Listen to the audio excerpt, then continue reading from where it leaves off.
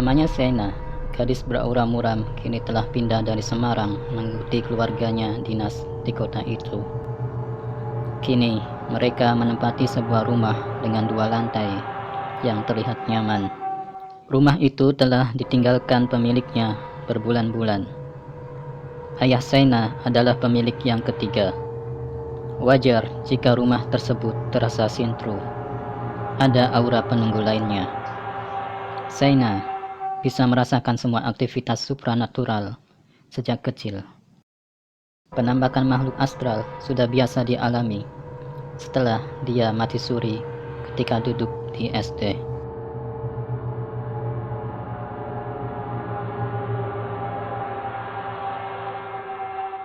Ini pertama kali Sena melihat penampakan di rumah itu. Waktu itu, dia sedang menaiki tangga menuju kamarnya. Di anak tangga, dia berhenti karena melihat ada penampakan anak perempuan berusia sekitar 14 tahun menghadang jalannya. Benar dugaan Sena, rumah ini telah berpenghuni makhluk tak kasat mata. Dia bisa saja pura-pura tak mengetahui keberadaannya, lalu menerobos tubuhnya. Tapi, anak itu sepertinya mengetahui. Sena bisa melihat kehadirannya.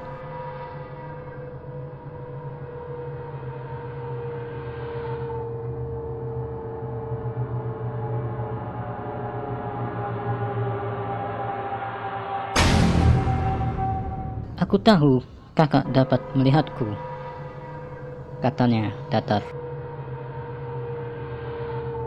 Sesaat kemudian, dia terbang menghampiri Sena, tepat di depannya berdiri. Kini wajahnya telah berubah menyeramkan, dengan darah keluar dari mukanya. Menjijikkan. Sena masih tak bergeming. Tolonglah kak, tolong aku. Aku tahu kakak mempunyai kemampuan lebih. Tolong aku, katanya memelas meminta tolong. Sena hanya diam tak menanggapi. Ada resiko sendiri kalau menanggapi permintaan makhluk astral. Sena bergegas balik arah menuruni anak tangga. Tak mau berurusan dengan makhluk tersebut. Akan sangat menguras energi melayaninya. Makhluk itu pun pergi menghilang, tak mengikuti.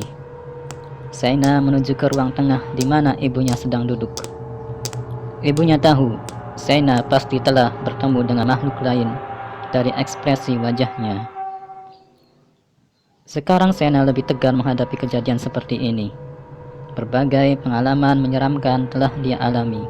Sudah terbiasa. Dengan napas tersengal, Sena duduk di samping ibunya, mencoba untuk menenangkan diri. Ibunya menanyakan apakah dia baru saja melihat penampakan di rumah ini.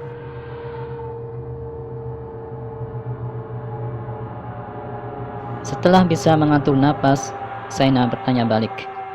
Apakah pemilik rumah ini sebelumnya mempunyai seorang anak perempuan berusia 14 tahun? Ibunya menjawab bahwa katanya Pak Hayekti dan Ibu Mirna, pemilik sebelumnya mempunyai seorang anak laki-laki, bukan perempuan. Tapi yang Sena lihat barusan adalah seorang anak perempuan dengan muka berlumuran darah yang meminta tolong kepadanya. Apakah itu juga anaknya? Ibu tak tahu. Ibu berjanji akan menanyakan hal ini kepada tetangga.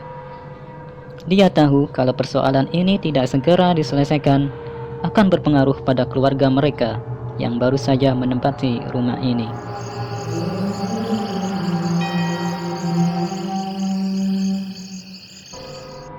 Malam hari ketika Sena tidur, tiba-tiba dia merasakan ada sesuatu yang mengusilinya. Selimut Sena seperti ada yang menarik. Dia menduga ini adalah pekerjaan usil anak kemarin yang menghadang di tangga. Sena tak kaget dan juga tak takut. Malah dibuatnya kesal. Harusnya malam ini dia bisa beristirahat karena besok harus sekolah di sekolah yang baru.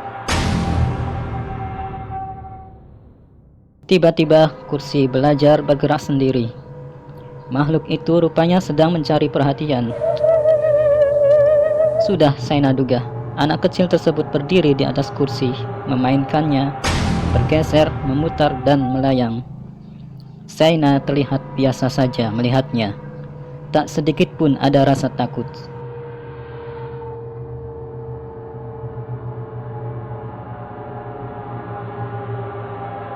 Kakak telah menempati kamarku. Jangan berantakin punyaku, katanya dengan nada tinggi. Rupanya dia tidak suka.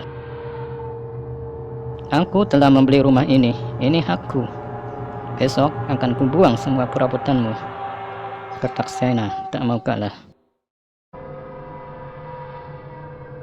Saina menuju saklar lampu untuk menyalakan lampu halogen.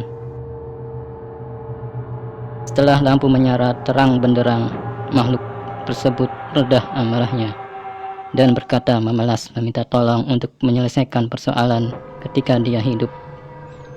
Kenapa dirinya mati? Semua orang harus mengetahui kebenarannya. Apakah Saina mesti membantunya? Apa urusannya?